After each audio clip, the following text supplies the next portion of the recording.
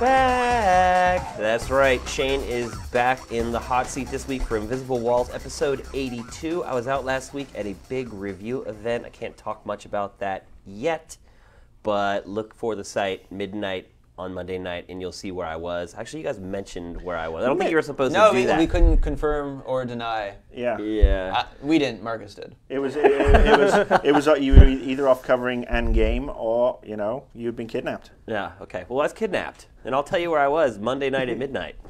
Is it a new Engage game? Yeah. Sweet. It's a new Gizmondo game. It's for you've been covering iPhone apps, haven't you? It's a new segment of our business that's really important to us.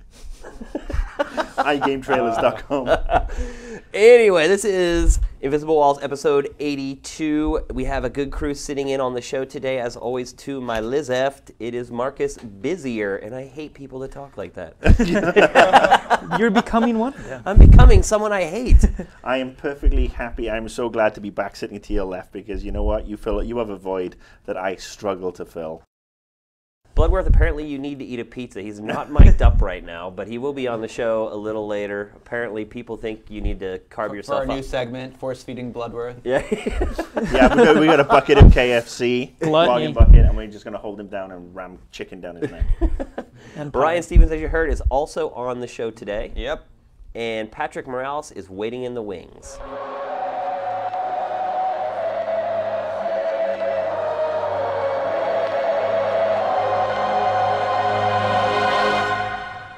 All right, next we're going to talk about a game that has also been making the rounds for quite a while, Bayonetta, or as Miguel likes to say, who's sitting here without a mic, Bayonetta. I don't know why you call it that, but... So this game, we got the import from Japan. It basically is a US game already. You can set the English language option, and you can play it as if you would if it were released here in North America. Now, the rub there is you can only play the PS3 version on a U.S. console. The 360 version will not work on a U.S. console, right? Yeah, you have to have a Japanese machine. So that's kind of a dick move for the 360 owners, which rarely happens. Well, I think that's the way most imports are. I mean, PS3 is kind of unique in that sense. It's usually just the handhelds that are region-free. It makes a sense for Sega as well because, let's face it, the 360 versions will not sell well in Japan. Yeah. So they want to sell the Yeah, US about version. half. They already have a statistic for that. There was like twice as many, right? Yeah, first day sales was twice as much on the PS3. Well, that's not surprising. I mean, but there are some damning 360 games in 38. Japan that aren't region locked. I mean, it's kind of a game-by-game basis. It seems like there aren't as many now as there were when it launched. It's a lot of the ones that are released in the Asia market that's not Japan. Yeah. But this one you cannot import for the 360. You can for the PS3. Now that we've actually had the time to play the full game, although I feel like we may have already played the full game. We've seen it so many times. How is it? It's kind of, I have kind of mixed feelings in it. And in some ways, it's like really impressing me. And other things, it's like, I'm like, ugh. I guess I'll get the bad stuff out of the way first. One of the things that kind of bugs me is you can kind of feel like they didn't have enough money to go around or something. Or it's because like there's this. You mean to develop the game or inside the economy inside the game? To develop the game. Okay. Like, because there's a lot of cutscenes where it's like, there'll be all this action and stuff happening, and all of a sudden it'll cut to like these weird like stopped frame things, and there's like all these film clips and stuff, and there's voiceover over like still imagery. And it's just really weird. And you would say maybe they ran out of time, but that's not going to fly. No, I mean, I think they just didn't have as big as a budget as you might guess that they do. Yeah, for the PC players out there, if you ever played Gary's mod, the cutscenes kind of look like that from time to time. Which is a surprise. Yeah. The one thing that I am appreciating is that they kind of get all the ridiculously overt sexual stuff out of the way in the first half hour. I haven't seen anything since she Why was is that a good introduced. thing, Bloodworth? I'm not really into that stuff anyways. Plus, I think it's so overdone that it's like, it's not even attractive. Did you ever see her naked, Beavis? It's like, yeah, it's like just like super obvious, oh, let's like cut her clothes off. And that's how we introduce that she uses her hair as clothes. So. Do you see her naked? I know you hate to answer this It's like question, looking but at a Barbie doll. inquiring minds want to know. Is It she teases smooth you. like Barbie? Yeah. The thing with Bayonetta is that the stronger her attacks are, the less Clothes she has, Yeah. or well, hair I guess she has. Yeah, they do a good job of teasing it because they play around with the camera angles a lot. I wonder if she's related to me. Yeah. So we can expect Bayonetta 2 Ryanetta? Yeah. So And what you if at also- the end of the game you get some ultimate attack where it finally gives you that payoff? That would probably be one of the smartest things they could do. Like, create some power-up or some power that you have to, like, collect everything to get, and then it's one magic spell that just tears the world asunder and leaves her stark naked. It could happen. But I mean, I've just come up with a major flaw. That's all you have to do is give her something, give her like, chemo or something, and she'll lose her hair, she'll lose all her powers. Doesn't seem like much of a superhero, does she? Yeah, it's like, I've got my powers in my hair. Let me cut it all off. Well, Yeah. I think that maybe the interesting juxtaposition like right Hercules, now right? is Samson. this is what they would call a stylish action game. If you wanted to read silly descriptions. How do you think it ranks compared to like Devil May Cry 4? And have you got to play the God of War 3 E3 demo? I didn't get to play the God of War demo yet, but it's really a pretty deep system, and I'm just, even though I put like 3 or 4 hours in it, I'm just now feeling I'm starting to get a real handle on it. One of the videos they were putting out, like, there's already 100 of them that show all different moves, crazy combos you can do. I mean, obviously, I think the combat's pretty deep, right? Yeah, there's a lot of different combos you can do, and a lot of it has to do with just the timing of your button presses, because you really are only comboing with 2 buttons. Right. You have a punch button and a kick button. Are there modifier buttons that you use that you hold one and then press? Not a lot. There's like special techniques that you get, but they're mostly flashy, like doing windmills on the ground and stuff. Yeah, the only permutations and inputs would be with slight delays. Like you could go punch, punch, punch, or punch, punch, pause, punch. Gotcha. And it would be something different. Yeah, the main thing that makes the difference is as you go through the game, you collect different weapons. You get like a sword and a whip and shotguns and stuff, and you can put certain weapons on your hands, and certain weapons will clip to her feet. And using those different combinations gives you, access to different sets of combos. Do you feel like it's possible for you to choose to do one attack over another? It definitely is, but I think you wouldn't really memorize everything. You would find things that like, okay, I like the feel of this, and then you would use that in certain situations. What I also like is it's really easy to like switch between enemies when you're fighting groups, and this is not a game where people will wait for you. You can think that you're doing really awesome at first and then realize, I'm out of health because people have been hitting you the whole time. Yeah, on a gameplay level, one of the cool things I like about it is that it's very reactive. It definitely rewards playing defensively, because if you roll right as someone's about to hit you, it activates this thing called witch time. And what it basically does is gives you a few seconds of bullet time, slow down action, so you can just nail everyone. And there are combos. enemies that are dependent on that. Yeah, these guys you that are lit definitely on need to fire, rely and on you it. have to be in witch time to be able to hurt them, or you just are stuck using projectile weapons. So it's basically a technique you have to master. Yeah. And Is it all combat, or is there some like light puzzle solving? that's actually Platforming. that's what surprised me the most. Is there's some pretty cool like Mario Galaxy style platforming sections and stuff. Like Wow. she's like running across a wall, like avoiding lava, then running down to the ground and up another wall. And witch time is used in puzzles, so like you'll stop time, jump on a couple of fountains, and use them as platforms. And That is surprising. yeah, I was not expecting anything like that out of this game. So what are your impressions? You think it's, I know we had high hopes for this game. We've given it some most anticipated nods here and there. It sounds like it's not maybe quite up to where we thought it was I going think to be. it's not up to where I thought it would be in terms of presentation. Like, especially like, the 360, it's running at 60 frames per second, but there are areas where there's a lot of bad screen tearing. Mm-hmm. And, a lot of the like texture quality and stuff isn't up to the highest. It still looks good overall, but combat-wise, I think it lives up to people's expectations from what I played so far. What is the story? Or is there even The one? story, even at this point, like, the story is kind of weird. Like, you still don't know what's going on because she's lost her memory. And so she's kind of piecing it all together as it goes. Could she actually be Sarah Palin? No, like it's kind of funny. There was an interview with Kami a couple weeks ago, and he's like, people are still saying that, and like, Well, yeah, it looks just like her. But that's the thing, though. Like, since he's actually said that, and I'm like looking at her with clear eyes, if I like visually remove the glasses, I'm like, yeah, she really doesn't. So we need to do a side-by-side here. Everyone pull your comparison. iPods out of your pocket. We'll all take a look and see And if... she is super, super tall. I really want to know like what height she's supposed to be, because she looks like she's probably taller than I am. I think one thing I like is the weapons on the feet. To me, that should add a whole new dimension to the combat. Most games, I don't know why a game hasn't done that before, or it isn't really prevalent. Yeah, she does these handstands and like shoots at different directions with both legs. It's pretty cool. Yeah, I would think that would add something. There's a lot of just like visual glee. When I saw this demo 2 E3s ago, before there was any trailers, just a couple of like screenshots, I was just like, everything is just like ha ha ha and giggling like a little school lass. So we should have a preview going up soon, right? Yeah, hopefully. I don't know who's working on it yet, but Yeah, we're kind somebody of should be. deluged with reviews right now, but we should have a preview going up soon, so be sure to check that out. But so far, sounds pretty good. Yeah. Yeah. Definitely. On a gameplay level, it won't really, show you anything too new, but I think it wins the most on its style. It's a huge spectacle, great to watch, great to play. Yeah, there's some crazy set piece battles. You're in this building, and then a dragon shoves its head through, and you start fighting the dragon, and then all of a sudden it rips the building out of the ground, and you're fighting it in the air. Oh, nice. And then it shakes the building off, and then you pick up the building and throw the building at the Oh, dragon. wow. Your cause. That shit's over. Ireland's not the only thing that's green. Dollars are too. Now you said bloody Ireland. That's gonna narrow the search, ain't it? You take the needle out your arm, then tell me what to do. I'll let you tell me what to do when you stop shoving half of Bolivia up your nose every Saturday night. Motherfucker! We told you not to with us! Next up, The Ballad of Gay Tony. Liberty City Story, or Tales from Liberty City is Yeah, I the way believe they're that's what pushing they it. want us to call it. But Yeah. we've Yeah. already played The Lost and the Damned, so we're here to just talk about The Ballad of Gay Tony. Now, Correct. you reviewed it I did. and gave it a nice review. Yeah. Did you play The Lost and the Damned? I didn't beat it, But but you I played played a a good part pretty of it? fair chunk of it, yeah. So first of all, which is better?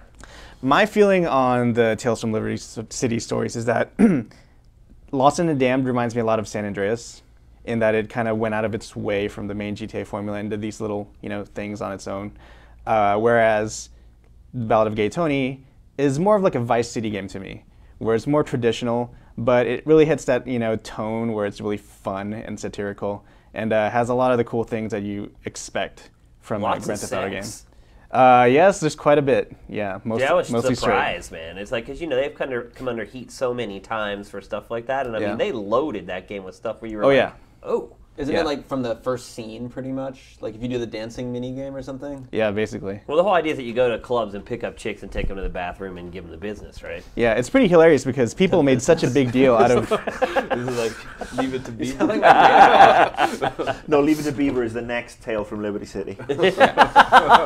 It's pretty funny because people had such a freak out when the hot coffee mod came out for San Andreas. But if you look at all the stuff in Gay Tony, it's way More overt. hard. Do you guys think that there's going to be a replay of all that, outrage this year with all the game sex going on, or do people not give a crap? I don't about think that people care at anymore? this point. I think that's what I love about Rockstar is that they kind of always set the bar somewhere, and then people get used to it, and they're like, oh, that's not a big deal anymore. Yeah, I think people freak out more when they see a side boob in Mass Effect than from Grand Theft Auto when they expect it to happen. I wonder if it's also a difference that this is primarily a DLC game, as opposed to some. I mean, it's getting advertising and everything, but it's not necessarily something you can go and buy a hard copy. I know No, you can. They've combined Lost and Damned and this, Right. but I mean, it's not getting as much push. There's still some giant billboards out there. Yeah. But it wasn't. It's not It's nowhere not near. GTA level, nowhere but how many games near. actually get billboards at all? So Well, I just think people are desensitized to it. When everyone found hot coffee, I think part of it was that they were like, well,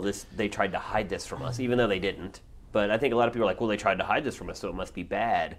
Now I think we've seen naked boobs and sex in so many games that it's just kind of like, eh. Yeah. Now it's just a part of games that can be more realistic now than they could before. So well, I'm still looking. Who's the guys that make Dead Space and Dante's? Visceral. Visceral. Visceral games. Yeah, Games, aren't they yeah. going to make the Jack the Ripper game? Yeah. So maybe in that game you can see naked boobs and then like cut them off. oh, That's the next level, right? That's the next level. That's the next level. You stabbed me in the tit, governor. well, I mean, really, Put some what six the axis next in there. level was kind of the leaked scene from Modern Warfare 2, right? I mean, that's sort of what the big uproar is all about now. That scene that kind of leaked out last week that showed some pretty stark violence, so to speak. Yeah, I think that one is that one's just a little bit perhaps they amped it perhaps a little bit too high with that particular bit of violence. But you know what? I'm actually happy that if sex and nudity is taking a back burner and people are more concerned about violence, that's how it should be. You're right. That's actually how any decent society should function, because sex and nudity is actually quite natural unless you're in Dragon Age and you're trying to bugger a goat or something. Which we'll talk about later. But let's get back to Gay Tony, because I haven't bought this yet, but it's on my list of games to get, so I want to know more all about it. Now, do you think that it sounds like it's sort of a less focused experience than Lost in the Damned? Right. It goes back to the GTA style of doing missions. Because Lost in the Damned, it was all about being a part of the biker gang. Right. And so you really only dealt with that very small set of characters. The world was almost kind of confined. It was still great, and I loved playing it, but it was kind of different than what you get from a typical GTA experience. Right. Yeah, definitely. Lost in the Damned definitely took some risks in doing its little gang-based gameplay, and I think it's the better for it. You know, it really paid off in the end. With Gay Tony, it's more or less a streamlined GTA experience. I think the most payoff you're going to get from it is through the story. It's definitely one of the best written Rockstar stories so far. Which I think people will be surprised by, because I think people hear Ballad of Gay Tony, and they probably think it's all about some gay dude, right? It's not. It's Yeah. not at all. It's a musical, right? Sure, yeah. You know, It's very Broadway with some show winning tunes the in there. Tony Award. You play the guy's enforcer, right? It's a Dominican. yeah, so basically, for those that don't know, you play this guy named Lewis, who is not Gay Tony.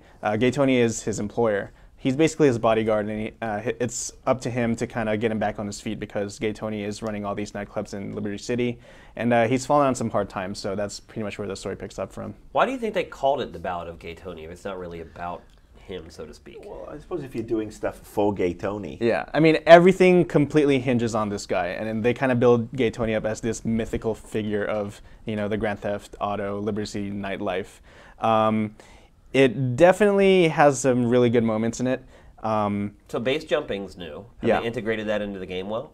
It's more or less like a little fun mini game you can do. One cool thing about base jumping. You can't just climb to the top of a building and jump off of it and fly down? Oh, you can. Okay. Yeah, and actually, it's pretty useful in some missions where if you're being, you know, harassed. Well, of course you can get away really easily, right? Yeah, if you're being harangued by police, you can, you know, just jet and fly into the next your city. guy's like strapped with a parachute everywhere he goes? You can buy one, yeah, and keep it on you just in case. Really? But one cool thing about base jumping is that if you go online with friends, you can hit up a tower and have all your friends in that game spawn with you, and you can all base jump at the same time. So kind of like a little neat little thing they could do. Yeah. What are some of the other new features? Some of the new features, they add more mini games like cage fighting. How is that? Is it basically just like garbage? It's simple. I mean, if you've played Bully, it's kind of like the schoolyard fights there. Gotcha. What's cool about it is that there's a mini game where you can basically keep fighting, entering ranks, you know, bet on fights, and basically try to be the best in Liberty City. Another thing is that you can go out of the main missions and do a little side quest called Drug Wars. And it's basically your guy Lewis helping his friends kind of establish this You cartel. log on to Facebook and Yeah. have them Yeah, join they you. stole an idea Yeah. from Facebook that Facebook stole from them. I'm sorry, but what is it though? It's basically a chain of side missions where you can help your friends build up this drug cartel in Liberty City. It's pretty cool. And another thing is you can do, of course, all the club stuff. You know, you could dance, you can manage the clubs, you could do drinking games. So, you know, they Now, just what is pepper in a the little bit of one everything. mission in the game that really stuck with you? Obviously, everyone always talks about the bank heist mission from the core GTA. What is the one mission in this that you were like, damn, that was sweet?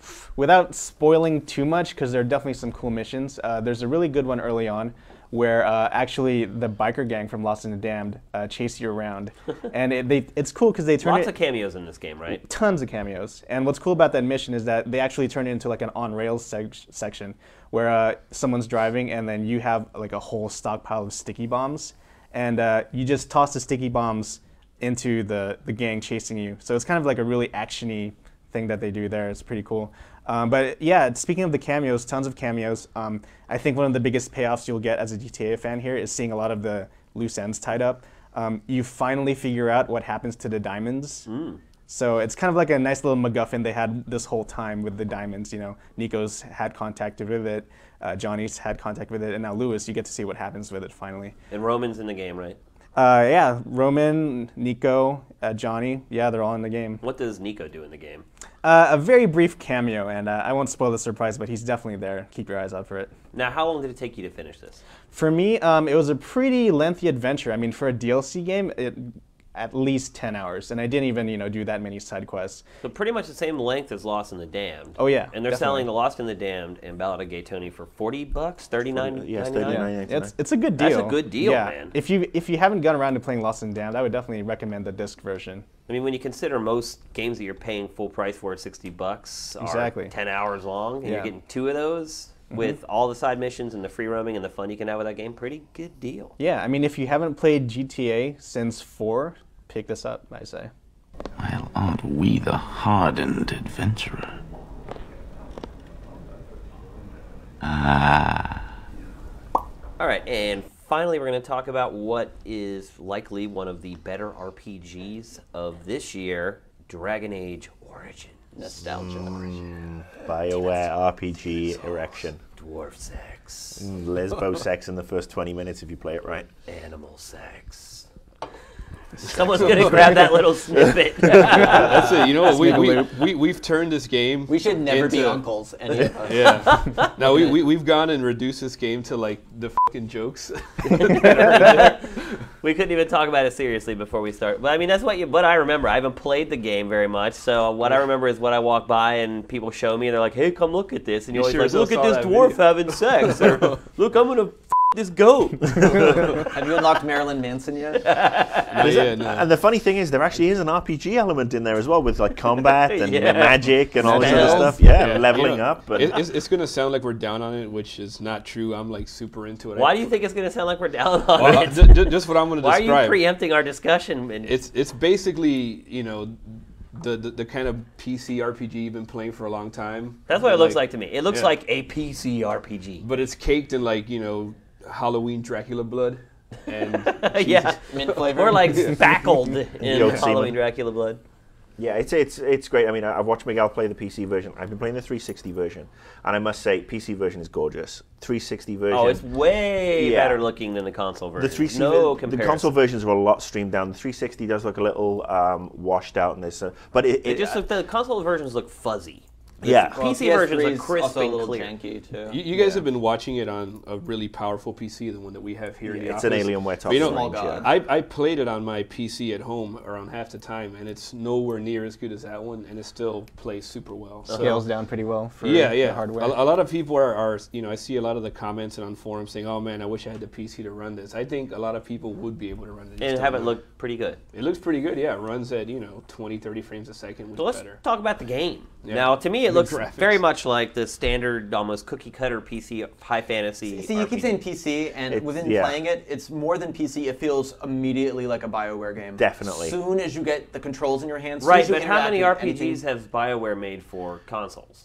Oh, there's Well, I Knight- mean, like the last couple ones. I mean, Right. Jade Empire, Knights of the KOTOR. Old Republic 1 and Right, but Two. this Yeah. game isn't like Jade Empire or KOTOR. No, it's a lot like KOTOR. It's a lot like oh, like God, KOTOR. It feels. I felt like I was like, oh, am I going to pick up a lightsaber? There's, Like, control-wise. there's, Oh, yeah. there's KOTOR in there. There's a smidge of Mass Effect in there. There's, you can see It it's an feels like a evolution. BioWare game. I mean, this actually, the way I equate this is that this feels like Right, BioWare's but BioWare is attempt. known as PC. They're changing that now, but they've traditionally been known as PC developers. Yeah, but like last 5 years, KOTOR sold best on the Xbox. of course. I mean, Mass Effect sold best on the Xbox. And the thing I'd say is, of course. what this console feels. games always sell better. Well, what this feels like is that this is Mass Effect's almost like Peter Jackson-esque epic. This is like the Lord of the Rings trilogy, all 3 movies, all in one go. I mean, the game is friggin' huge, and you get in, but you feel like this is. But the other thing I would say too is the look of the game looks like a PC RPG. Like Mass Effect to me looks like a console RPG. They spend This more. game looks like a lot of PC RPGs. They didn't spend as much time giving it a distinct look. They just kind of went straight for fantasy stereotypes. And it kind of looks it, right? But the worlds, I mean, the textures that they use,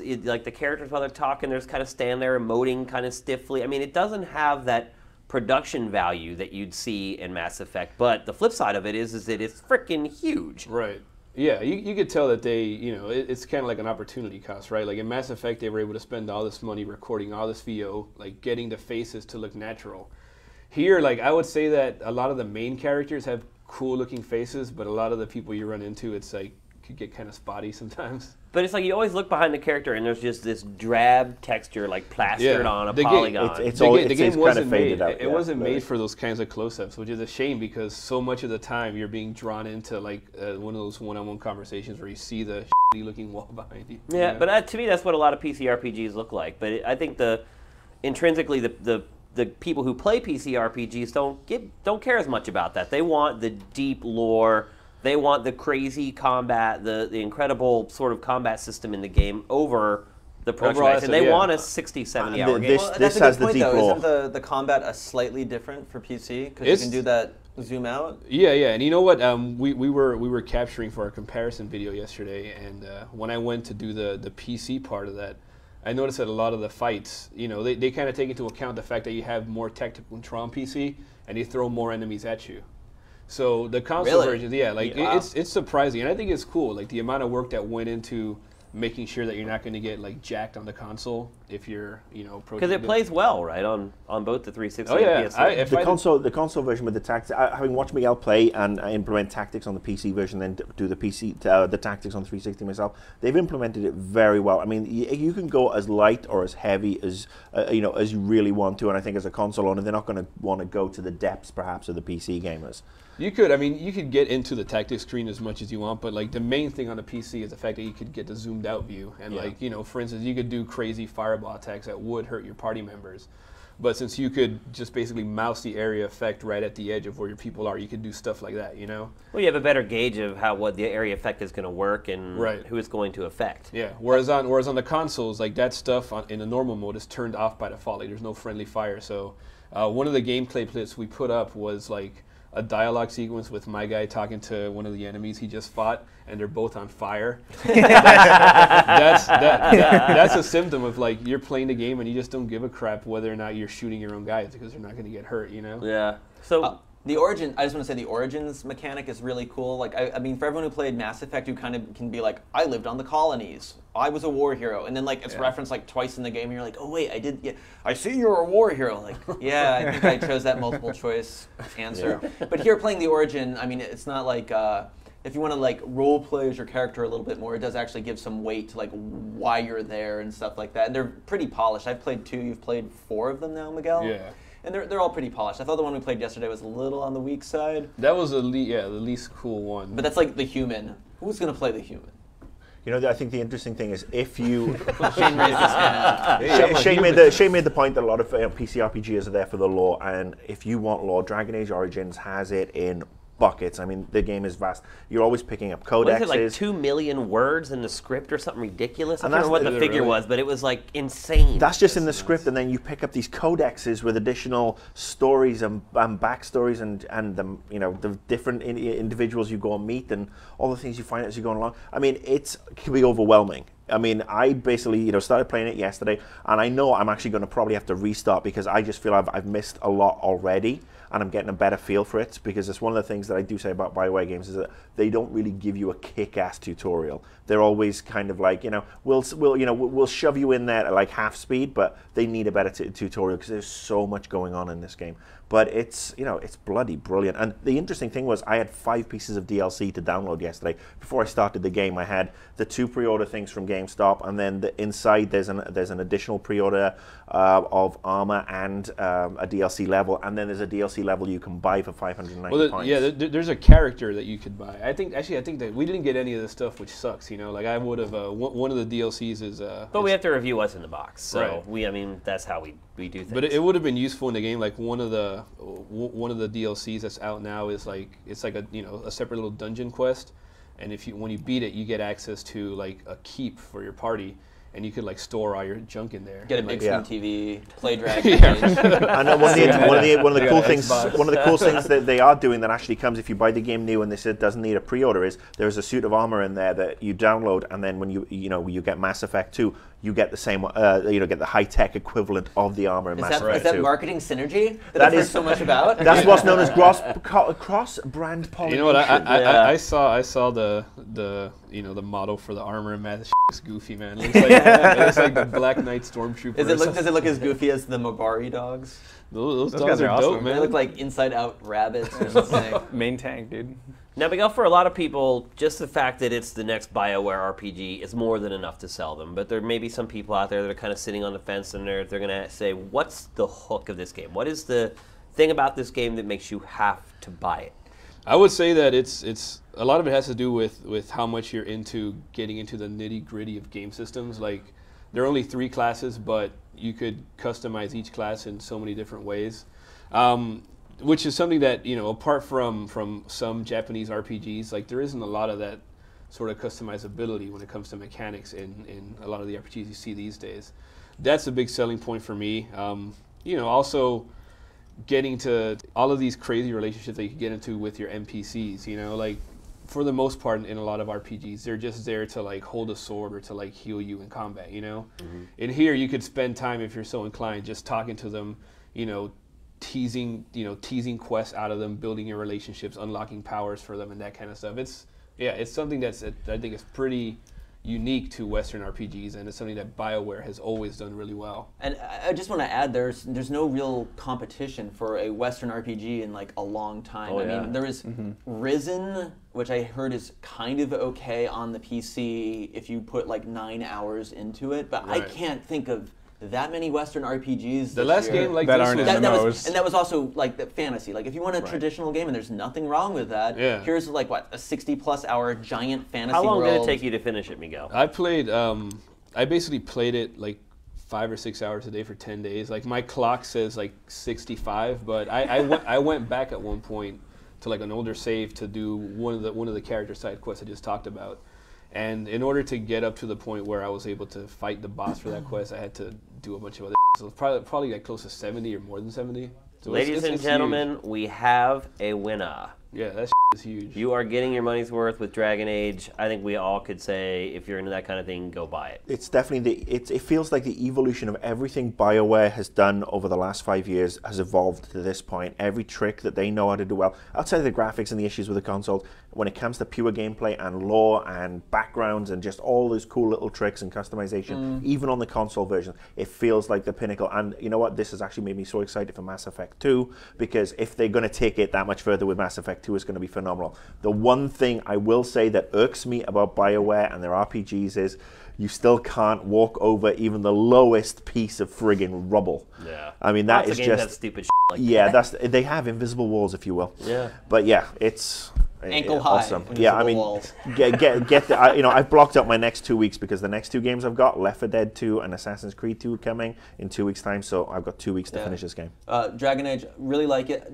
I'm not in love with the combat. I think after playing Mass Effect, where it's kind of was a little more involved, but maybe I just need to get more moves because I'm only like 6 hours in. I would say that not in love with the combat, but still like the whole overall like experience is pretty cool. If you want to be pressing buttons and on a console, I'm playing it on the console. Yeah, if you want to be pressing buttons and seeing cool stuff all the time, I would say play a mage because they got some of the crazier spells. Warriors and rogues, you know, you tend to rely more on just as a strength of your basic attacks. Like I found that as a rogue, I was running out of energy after doing a move a few times. So, you know, if that's your consideration of that, then totally be a mage. Abomination? No way that's natural.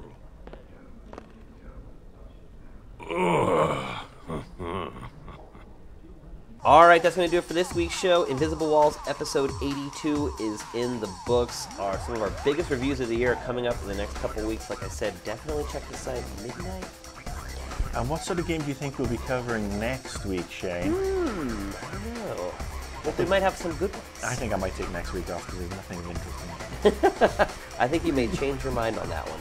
Anyway, thanks for watching. Thanks for listening. I definitely recommend to check out our extended cuts of interviews from our Nintendo Game Trailers TV show. Reggie definitely says some interesting stuff that was not included in the show that you're getting extra on GameTrailers.com, so definitely check that out. I did get a slip in my mailbox yesterday. The Mario hat has arrived. Unfortunately, I have to be there to sign for it, and considering I don't get home from work until 8:30 every night, I don't know when I'm going to get it. Well, hopefully next week's show we can, have you in the Mario hat. I have come up with some really good ideas for stuff to do with the show, so hopefully it will be worth the wait. Anyway. Involve a dwarf or a goat? Hopefully not. Anyway, thanks for watching. Thanks for listening. Invisible Walls is up, and it is out.